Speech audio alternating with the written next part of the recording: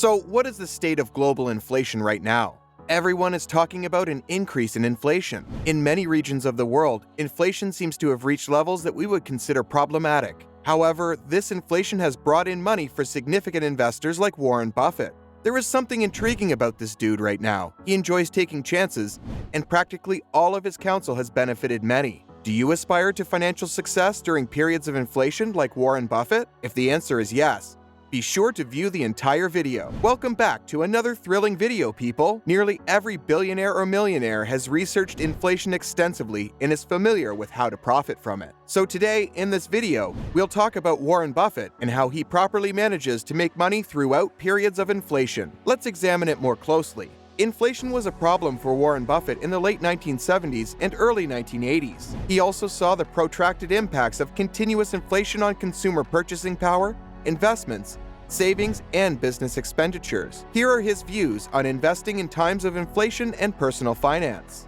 Everyone in the United States would be extremely happy if we just dropped $1 million into every family, except for those who have investments in dollar-denominated assets. He asserts that the worst thing you can do in an inflationary environment is to hold a currency whose value is being eroded by an excessive supply of that currency. Savings, bonds, and money market accounts that pay little or no interest, as well as those that lose purchasing power, suffer. Perhaps because of this, Buffett invests money that has been on the sidelines during periods of inflation. Buffett changes portfolio purchases while adhering to its long-term value investment strategy by looking at the speed and trends of present inflation rather than attempting to predict future inflation. Regrettably, most businesses will experience real-world losses during inflation. While their income may gradually rise, they must continually put more money into the business in order to keep the same position. As you are undoubtedly aware, the worst form of business is one that always asks you to invest more money while maintaining the same level of profitability. Businesses with smaller returns on tangible assets, in Buffett's opinion,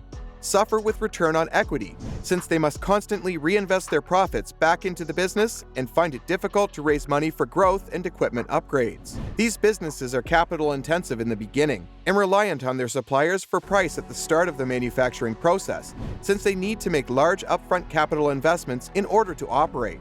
Avoid making investments in companies that can't charge enough to pay their rising labor and production costs. Businesses who can't pass on their own cost inflation to customers run the risk of going out of business if they don't have the money or credit to keep going when their revenue stops coming in. Warren Buffett insists, "I'll say this regarding gold. If all the gold in the world were combined, it would nearly equal a cube measuring 67 feet on each side.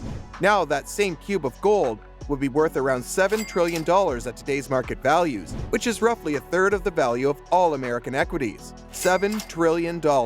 Having access to all the country's cropland around 7 exit modulus, or XOM, and $1 trillion in cash in hand would be possible, and if you gave me the option of looking at a 67-foot cube of gold entire day, despite the fact that you know I periodically touch and caress it, I'll take the farms and the exit mobiles.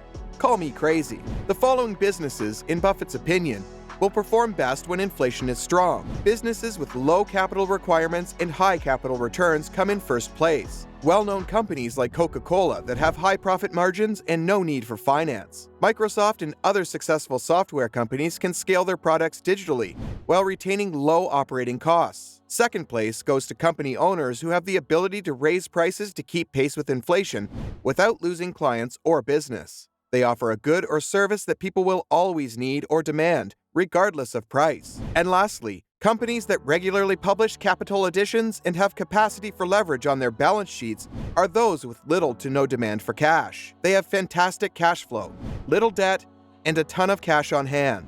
Apple is one of these businesses. Is it still impossible to predict when the current inflation spike will finish or start to decline? If you're worried about rising inflation, you might follow Warren Buffett's advice and put your money in high-quality companies with appropriate capital needs rather than low-yielding bonds whose payouts don't keep up with inflation. What do you guys think about inflation and Warren Buffett's advice? Let us know in the comments section. With that, we've come to an end. Don't forget to give this video a thumbs up if you liked it. And if you haven't done so already, subscribe to our channel. See you in the next video.